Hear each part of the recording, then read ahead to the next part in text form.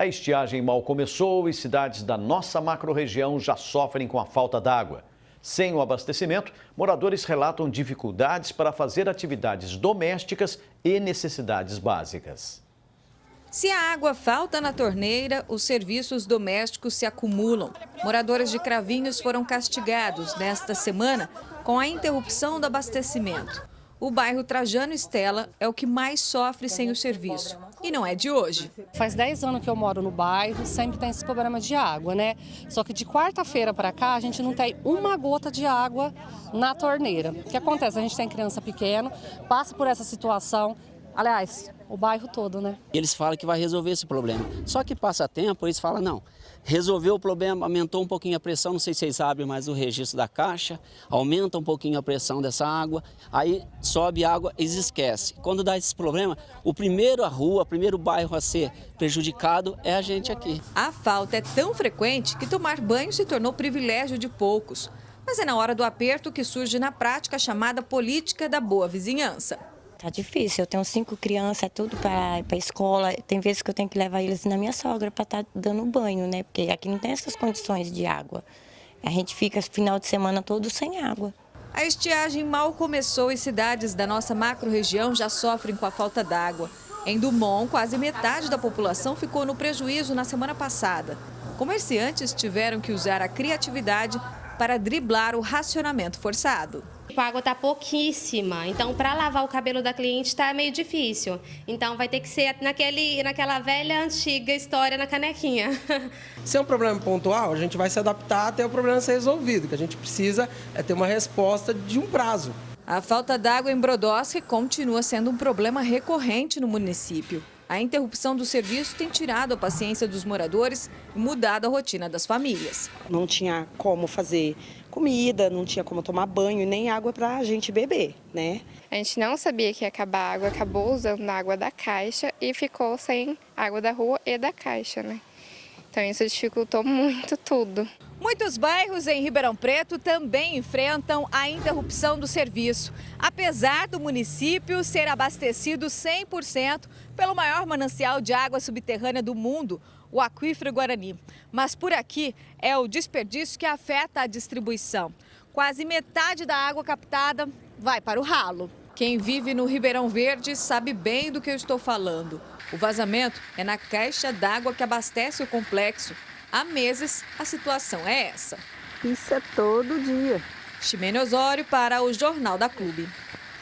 Sobre a falta d'água em Cravinhos, a prefeitura informou que a bomba do poço Jardim Santana apresentou falhas e precisou ser trocada. Sendo assim, o abastecimento só voltará ao normal na sexta-feira, dia 7.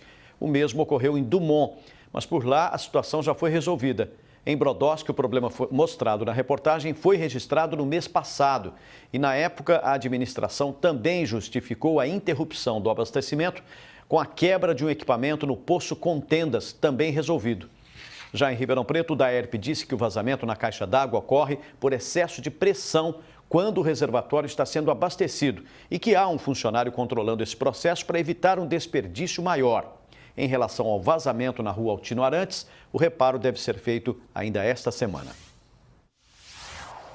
Agora ao vivo, Davi Florim traz mais informações. Davi? Puxa, a situação de fato incomoda bastante. Aqui ao meu lado está o ambientalista Paulo Finotti. Finotti, esse problema de falta de água pode ser considerado crônico? Boa tarde. Boa tarde, Puxa, e aqueles que nos estão assistindo. Realmente é um problema crônico, não apenas em Ribeirão Preto, mas na região como um todo.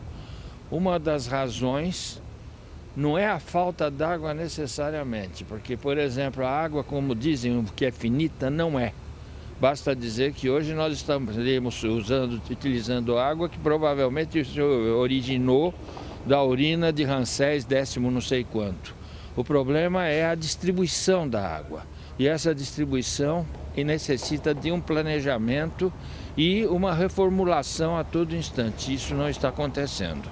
O Jornal da Clube recebe reclamações diárias de falta de água na cidade e também em toda a macro-região. Qual a razão disso? As prefeituras não conhecem o problema?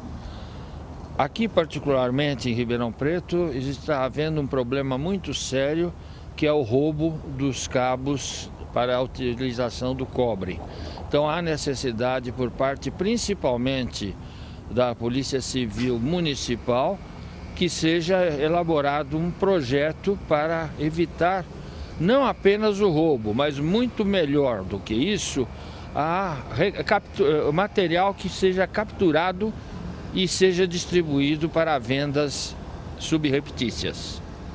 Um trabalho conjunto dos poderes poderia proporcionar resultados mais efetivos? Com certeza, na medida em que nós teríamos o poder executivo, de um lado, o trabalho da ERP e de outros órgãos nos outros municípios, cuidando não apenas do bombeamento da água, mas sim da manutenção dos encanamentos, da manutenção da distribuição.